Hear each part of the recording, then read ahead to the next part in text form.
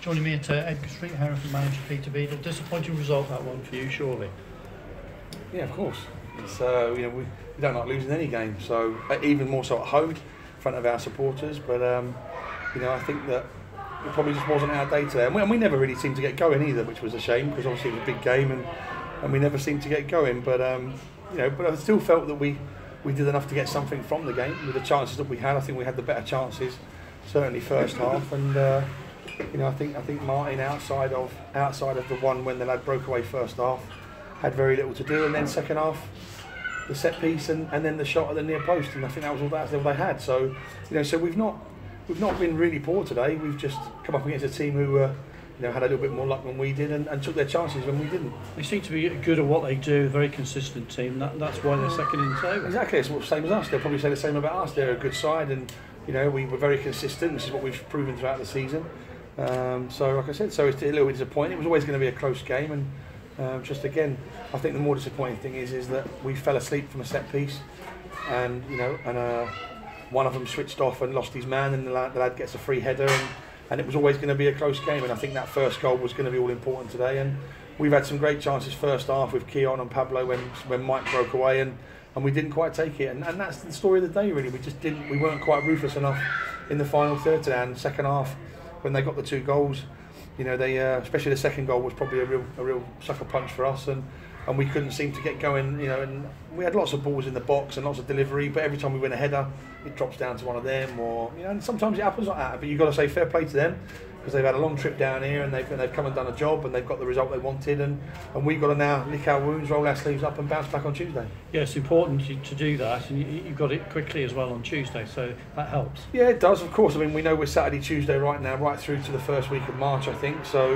April, sorry. So we know we got games coming up, but obviously we were at half time. We were really sort of not positive. But we were keen to get out there second half and to get going down the slope and towards the supporters, and that performance never quite came to fruition. So we get a chance to bounce back on Tuesday, and we just said to the players there that there's never an easy game. It doesn't matter who you play, and today was a big game, and for whatever reason, maybe a little bit of luck and maybe a little bit of that ruthlessness that we've been asking for wasn't quite there today. And like I said, we get a chance to bounce back in a couple of days. Was there a penalty? Was the ball tipped over the top of the Again, I don't know. I mean, it looked a long way away, but I don't know. I mean, it looked like he put his arm up, but I think it clipped top of the bar. I think that's what the referee was saying. So I'm so far away, you can't tell. I mean, the way it all worked out with his hand going up and the ball ricocheting off the thing as his hand went up, you could have quite easily given it, but like I said, it doesn't matter now. Like I said, it would have got us back in the game, but who knows after that. Referee, I thought, was making too many decisions early for the yellow cards, and then had to stick to it. It made for a disjointed match. Yeah, it was very stop start, and he was very picky about his yellow cards, and and I think that it just sort of interrupted the game a little bit and stopped the flow, but I don't think it would change the result. And no Ryan Green, could you explain that? Yeah, he picked up a knock on Thursday on his knee. So obviously he came in this morning, came in a little bit early this morning and just wasn't quite right. So like I said, it gives an opportunity, the door opens for other people to take that opportunity, and like I said, obviously the result, everyone will look at it and say, well, the result didn't go our way, but the team didn't play that badly today. I think they did okay. But okay, as we know, is for our standards isn't good enough. 7 points clear then now, still with the game in hand. Ball is still firmly in your court. Of course it is, yeah. And, like I said, it's hopefully we go on Tuesday. If we can get a performance and then get a result to go with it, we'll be 10 points clear with 10 games to go. And like I said, we're in a great position.